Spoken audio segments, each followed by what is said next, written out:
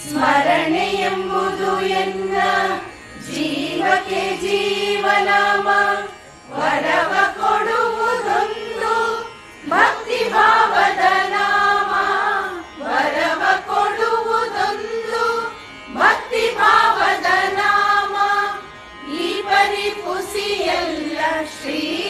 ಪುರಂದರ ವಿಠಲ ಈ ಪರಿಪುಸಿಯಲ್ಲ ಶ್ರೀ ಪುರಂದರ ವಿಠಲ ನಾಮವಿದ್ದರೆ ಸಾಕು ರಾಮ